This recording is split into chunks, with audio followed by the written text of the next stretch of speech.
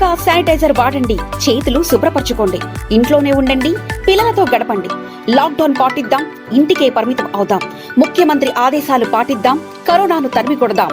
మీ కట్టెల Srinivas Yadav, greater Hyderabad TRS party మాజీ అధ్యక్షులు.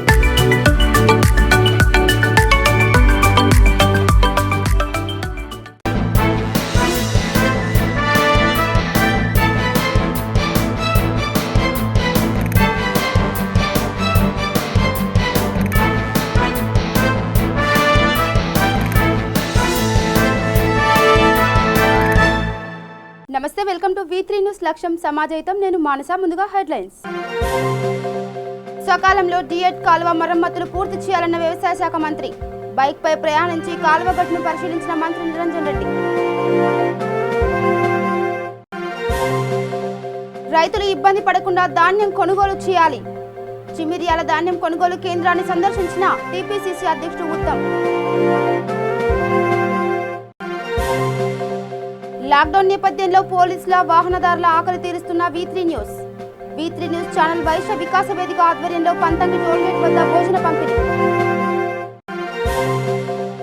కరోనా మహమ్మారి అంతానికి ప్రజలందరూ ప్రభుత్వానికి సహకరించాలి. ఆటో డ్రైవర్లకు, వలస కార్మికులకు బియ్యం పంపిణీ చేసిన ఎమ్మెల్యే పద్మా దేవేందర్ రెడ్డి. ఇక డీటెయిల్స్కి వెళ్తే, వనపర్తి జిల్లా గోపాల్పేట మండలంలో డిఎడ్ కాల్వను సాకల్పల్లి నుండి ఏదుట్ల, జయన్న, తిరుమలాపూర్ల మీదుగా 15 కిలోమీటర్లు ప్రయాణించి బ్యాంకింగ్ చేయాల్సిన పాయింట్లను వ్యవసాయ శాఖ మంత్రి సింగిరెడ్డి నిరంజన్ రెడ్డి పరిశీలించారు. వానాకాలం నాటికి డిఎడ్ బ్యాంకింగ్ పనులు పూర్తి కావాలని, కాలువలు బంద్ కాగానే పనులు మొదలు పెట్టాలని, కాలువలపై పర్యటిస్తూ కుంటలు, చెరువులు పరిశీలిస్తూ తీసుకోవాల్సిన చర్యలపై ప్రజాప్రతినిధులకు, అధికారులకు మంత్రి సూచించారు.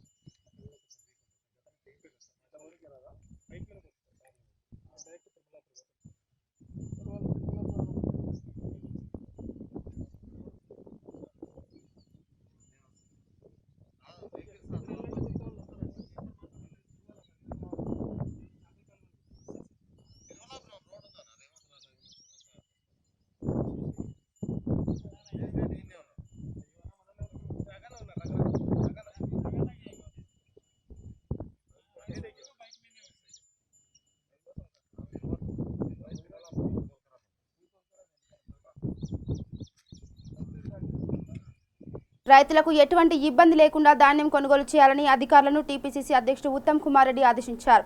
కోదాడ మండలం చిమిర్యాలలో ఏర్పాటు చేసిన ఐకేపీ ధాన్యం కొనుగోలు కేంద్రాన్ని ఆయన సందర్శించారు. ఈ సందర్భంగా అక్కడున్న రైతులు ఎదుర్కొంటున్న సమస్యలను అడిగి తెలుసుకున్నారు.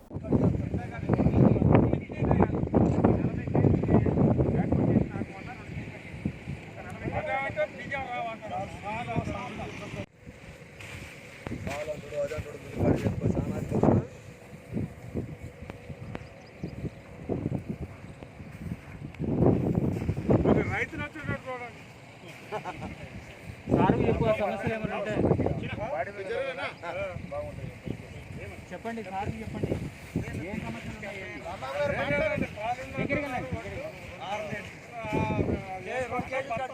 మహబూబ్ నగర్ పట్టణంలో చిన్నదర్పల్లిలో కలెక్టర్ బంగ్లా బ్రిడ్జి వద్ద ప్రమాదవశాత్తు రోడ్డు ప్రమాదంలో తీవ్ర గాయాల పాలైన యాదయ్య అనే వ్యక్తికి ఓ కార్యక్రమంలో పాల్గొనడానికి అటుగా వెళ్తున్న మంత్రి శ్రీనివాస్ గౌడ్ సాయం అందించారు. తీవ్రంగా గాయపడిన యాదయ్య కుటుంబ సభ్యులకు ధైర్యం చెప్పి జిల్లా ప్రభుత్వ హాస్పిటల్ సూపరింటెండెంట్తో మాట్లాడి సరైన వైద్యం అందించాలని కోరారు.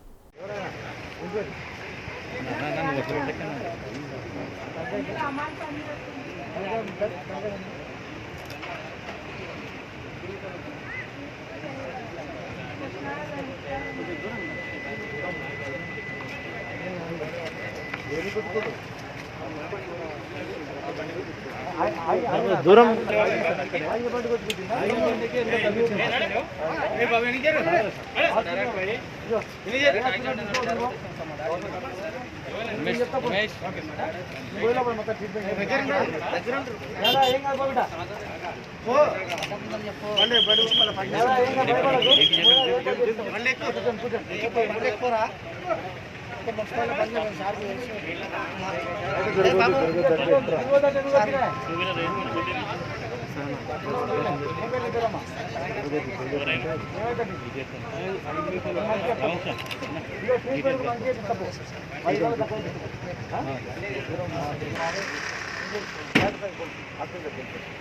అర్థమనుకుంటే నేను మళ్ళీ వేరే ప్రైవేట్ హాస్పిటల్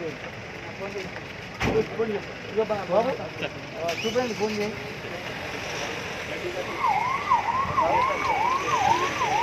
తక్కువ చేయాలి అప్పుడే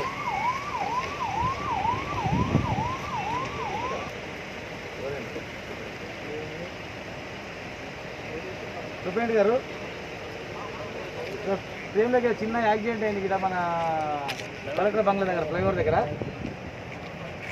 పేషెంట్ బయలుదేరిండు జర మావాడు జర ఫ్రాక్చర్ అయినట్టు తొందరగా చెప్పేయండి అంబులెన్స్ బయలుదేరి డాక్టర్ని రెడీగా పెట్టు అవసరం అనుకుంటే ఏదైనా ఆపరేషన్ కూడా ఇమీడియట్ చెప్పేయండి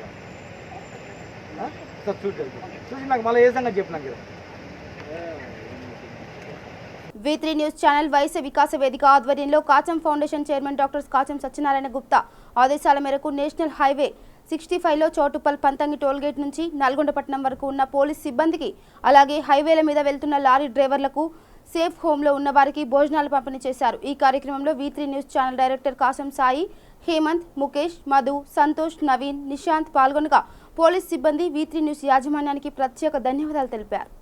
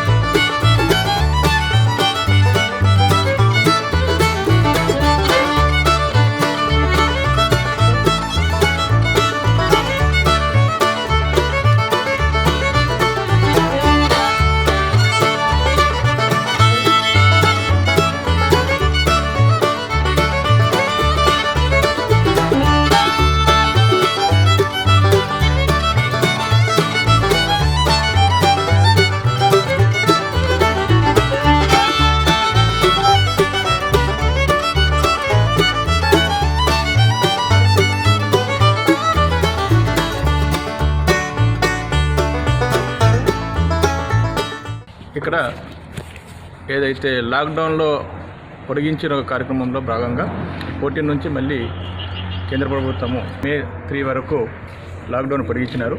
ఈ క్రమంలోని ఫస్ట్ ఫేజ్లో ఉన్న ఎవరైతే మైగ్రేటెడ్ లేబర్స్ ఈ 13th వరకు రిలాక్స్ జరిగితే 13 తర్వాత మన ఊరికి పోదామనే ఉద్దేశంతో వారు హైదరాబాద్ నుంచి మరి వాళ్ళ స్టేట్కు అంటే లైక్ బీహార్, ఒరిస్సా, ఛత్తీస్గఢ్, రాజస్థాన్ కాకని వాళ్ళు నైట్ నుంచి ప్రయాణం అయ్యారు. అంటే లాక్డౌన్ ఎక్స్టెండ్ అయిన ఉద్దేశంతో వీళ్ళు హైదరాబాద్ నుంచి ప్రయాణం అయినారు. మళ్ళీ వీళ్ళు కాలినడకన పోతున్నారు.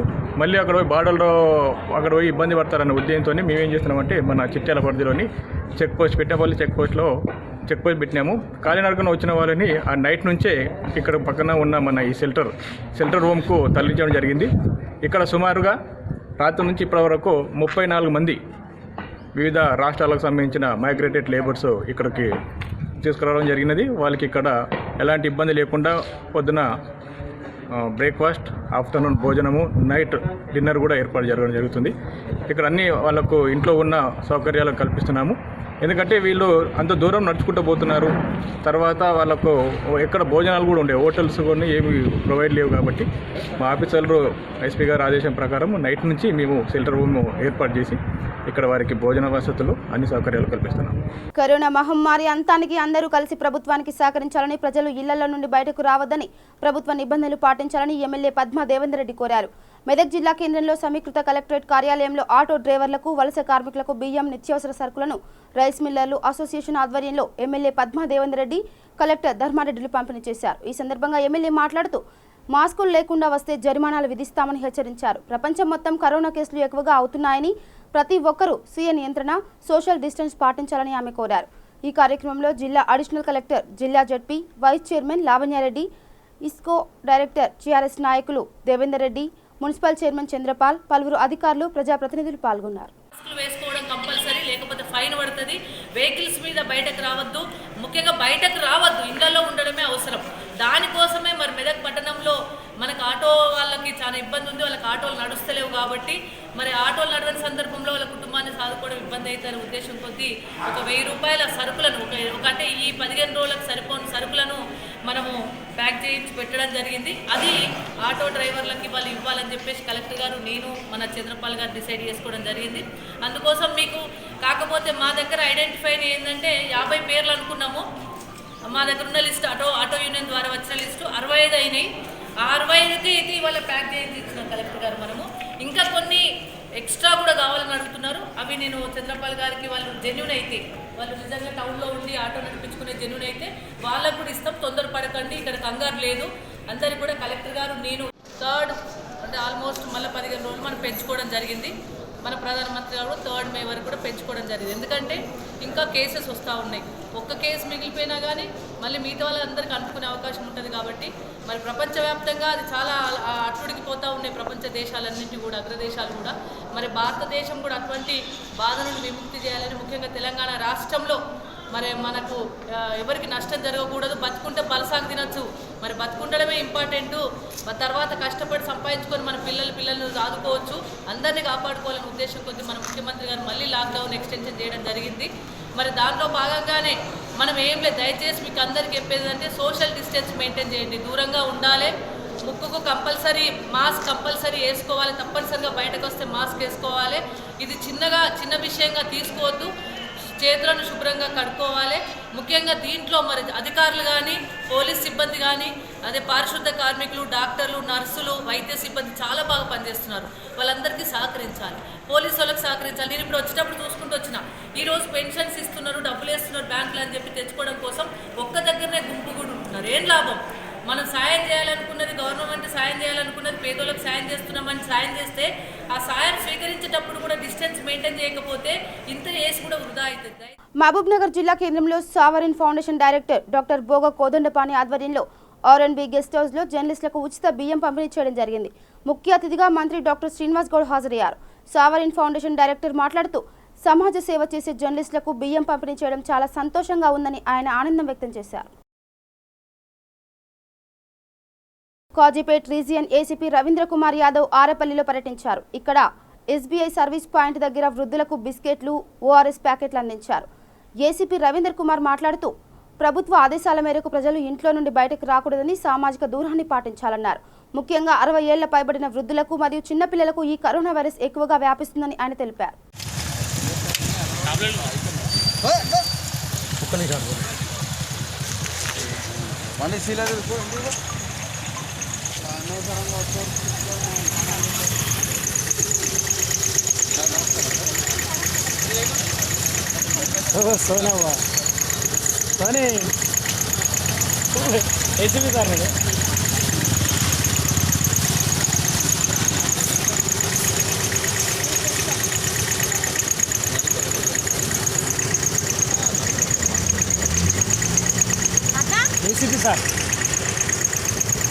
ఏసీపీ సార్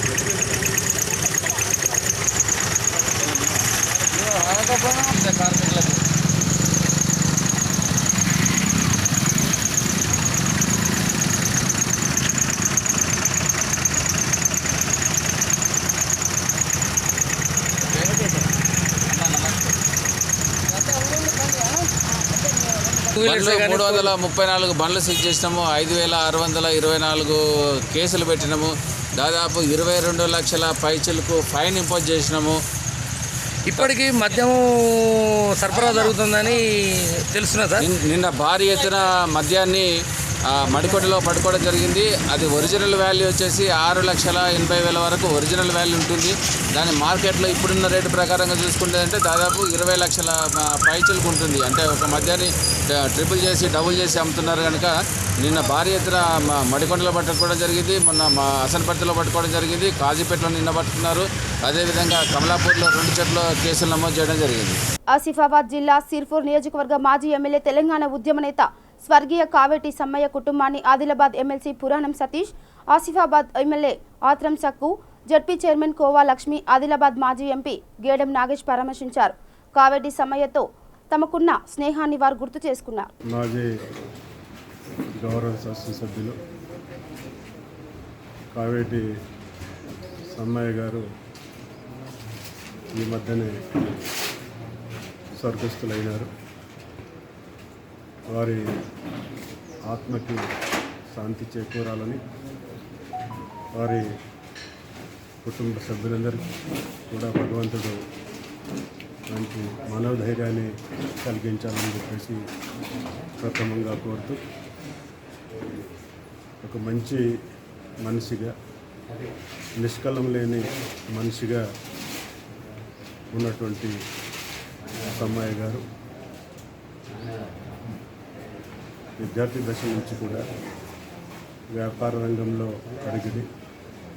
తెలంగాణ ఉద్యమ సమయంలో కేసీఆర్ గారి నాయకత్వంలో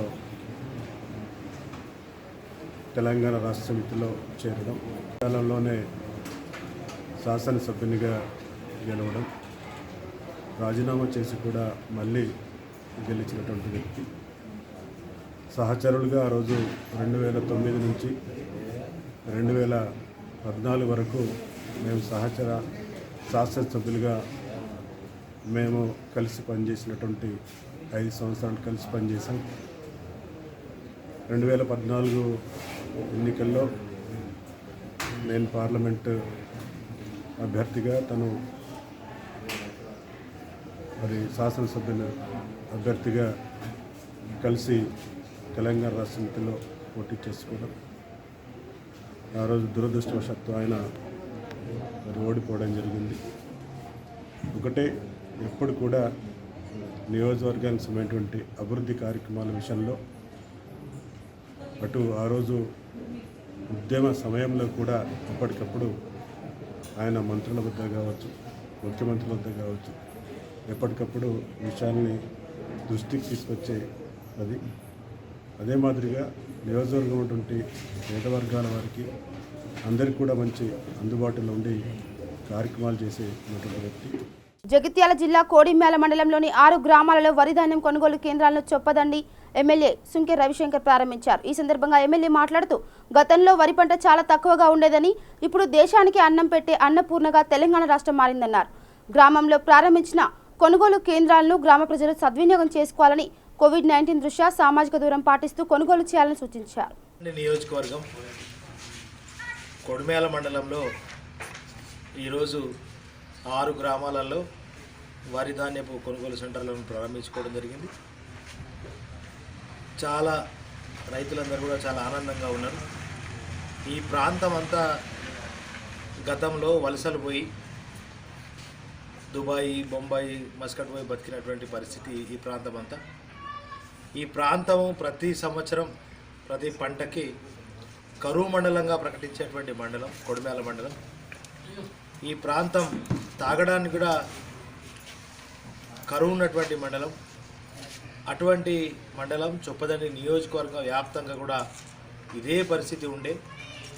కానీ గౌరవ ముఖ్యమంత్రి గారు తెలంగాణ రాష్ట్రం వచ్చిన తర్వాత నాణ్యమైనటువంటి 24 గంటల కరెంటు, అదేవిధంగా మరి కాళేశ్వరం జలాశయాల ద్వారా ఈ నియోజకవర్గానికి Gayatri pump house, Narayanpur reservoir, Potharam reservoir, Maisamma చెరువు, అదేవిధంగా Rampur pump house, reverse pump, SRSP పునరుజ్జీవ పథకం, అంతేకాకుండా సముద్రాన్ని తలపించే మెడుమానేరు ఈ నియోజకవర్గంలో ఉండడం, ఈ నియోజకవర్గ వ్యాప్తంగా ఒక వాటర్ జంక్షన్ లాగా, వాటర్ హబ్ లాగా మారిపోయినటువంటి సందర్భం. గతమేమో రైతుల కళ్ళల్లో కన్నీళ్లు ఉండే, తాగడానికి నీళ్లు కూడా లేనటువంటి పరిస్థితి. నేడేమో రైతుల కళ్ళల్లో ఆనందం ఉన్నది. ఎటు చూసినా పచ్చని పొలాలు, సస్యశ్యామలం, కోనసీమను తలపించే విధంగా చొప్పదండి నియోజకవర్గం మారింది. అది కేవలం గౌరవ ముఖ్యమంత్రి గారి కృషి ఫలితంగా, వారి దయ ఫలితంగా ఈ నియోజకవర్గం ఇంత గొప్పగా మారింది. అంతేకాకుండా మరి గతంలో తెలంగాణ రాష్ట్రంలో వరి పంట చాలా తక్కువగా ఉన్నటువంటి పరిస్థితి ఉండే, కానీ ఇవాళ దేశానికే అన్నం పెట్టే అన్నపూర్ణగా ఇవాళ తెలంగాణ రాష్ట్రం మారిపోయినటువంటి పరిస్థితి.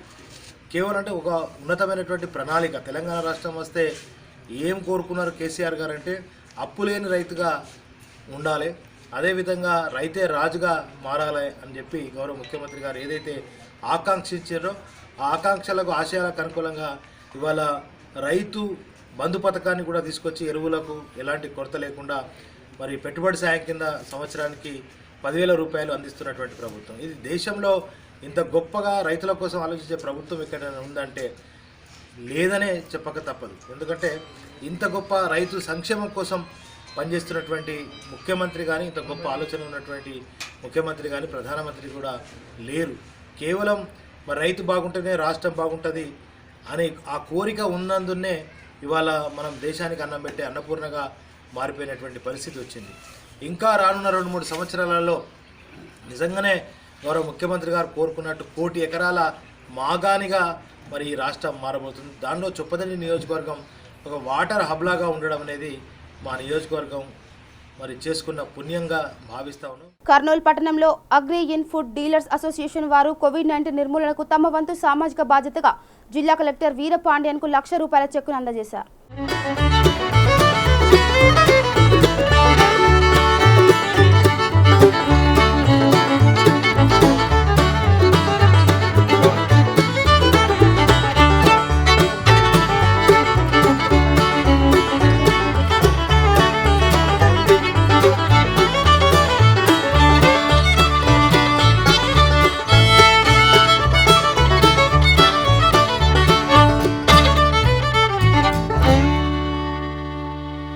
రామగుండం కమిషనర్ సత్యనారాయణ ఆదేశాల మేరకు టాస్క్ ఫోర్స్ సిఐ కిరణ్ వారి సిబ్బందితో కలిసి మంచిర్యాల జిల్లా బెల్లంపల్లి మండలంలో శాంతికని ఏరియాలో ఓ వ్యక్తి అక్రమంగా నాటుసారాను తరలిస్తున్నాడనే సమాచారం మేరకు ఆ వ్యక్తిని పట్టుకుని తనిఖీ చేయగా అతని వద్ద 100 ప్యాకెట్ల గుడుంబాను స్వాధీనం చేసుకోవడం జరిగింది. కేసు నమోదు చేసుకుని దర్యాప్తు చేస్తున్నారు పోలీసులు.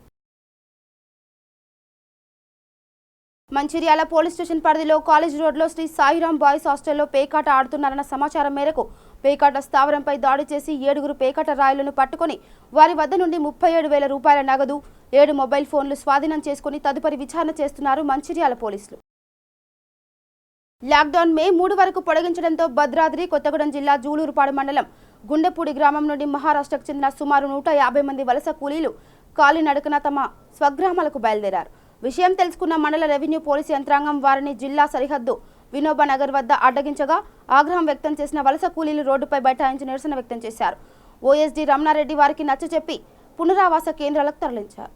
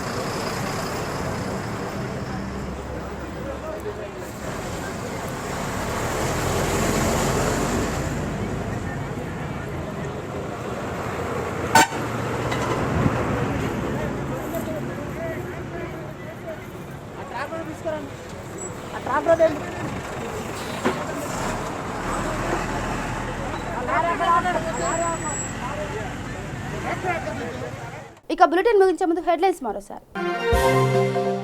సకాలంలో డిఎడ్ కాలువ మరమ్మతులు పూర్తి చేయాలన్న వ్యవసాయ శాఖ మంత్రి.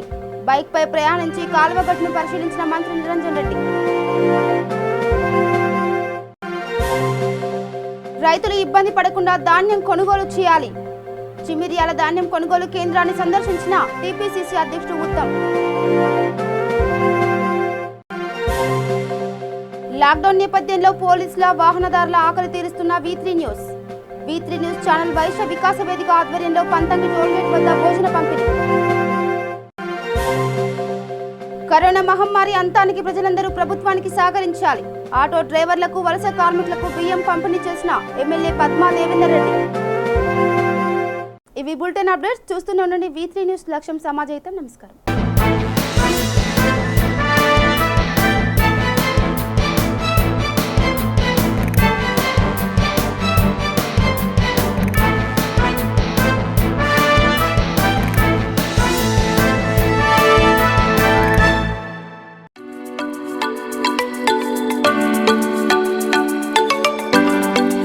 తెలంగాణ ప్రభుత్వ ఆదేశాలు పాటిద్దాం, ముఖ్యమంత్రి సూచనలు గౌరవిద్దాం, లాక్డౌన్ పాటిద్దాం, కరోనాను నిర్మూలిద్దాం. మీ కట్టల Srinivas Yadav, greater Hyderabad TRS party మాజీ అధ్యక్షులు.